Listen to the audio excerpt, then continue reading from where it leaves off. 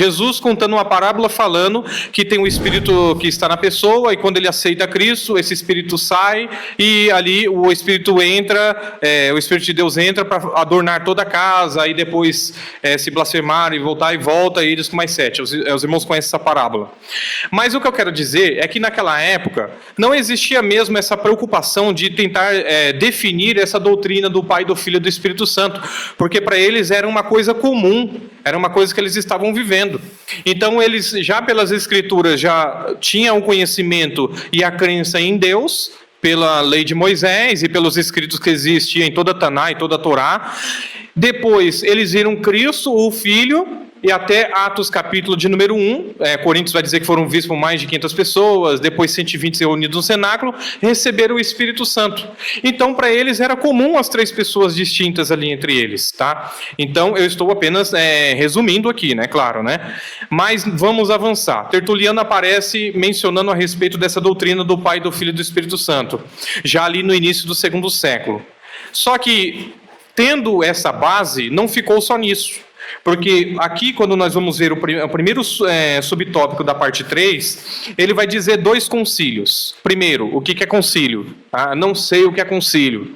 Vamos aqui só dar uma pincelada rápida. Anota aí, hein? Atos capítulo 15 foi o primeiro concílio realizado pela igreja, para definir assuntos doutrinários a respeito do que é e do que não é. Então, do que pode, do que não pode. Então, Paulo foi resolver um problema que existia na Galácia.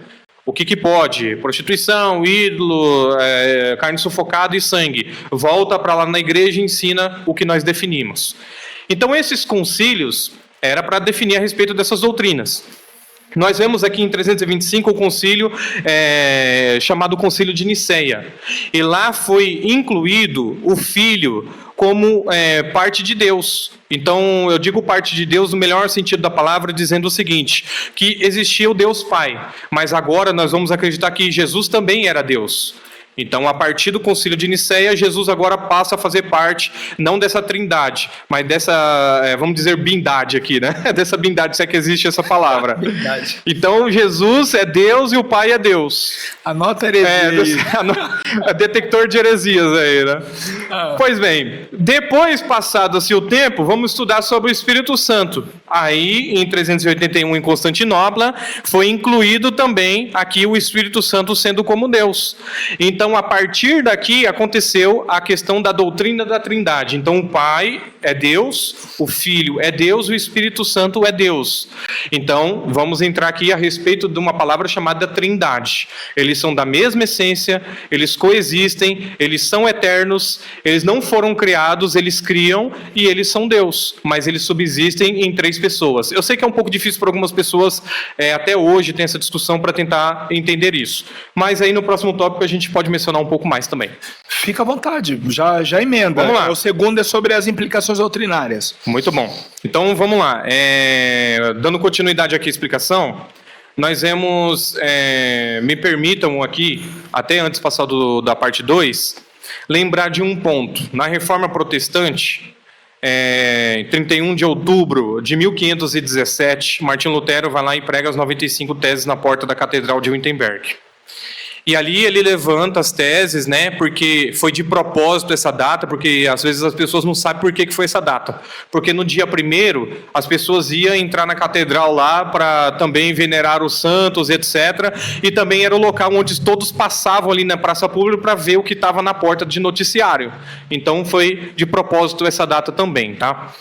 Pois bem, depois disso existiu uma coisa chamada Contra-Reforma, na qual a Igreja Católica ela levantou ali um grupo de pessoas, até mesmo conhecido como jesuítas, né, para estar ali divulgando que nós temos aqui uma distinção doutrinária. Eles agora acreditam que tem diversos pontos que pela fé o justo pode ser salvo, mas nós acreditamos aqui que através da venda de indulgências, nós acreditamos aqui a respeito do purgatório, nós não vamos mudar essa doutrina.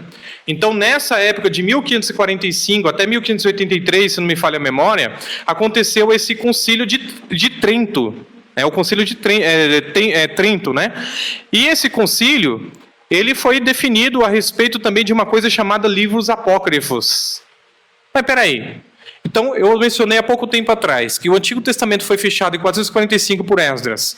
O Novo foi escrito até 96. Depois disso, foi escrito Barnabé, Apocalipse de Pedro, foi escrito bastante outras coisas.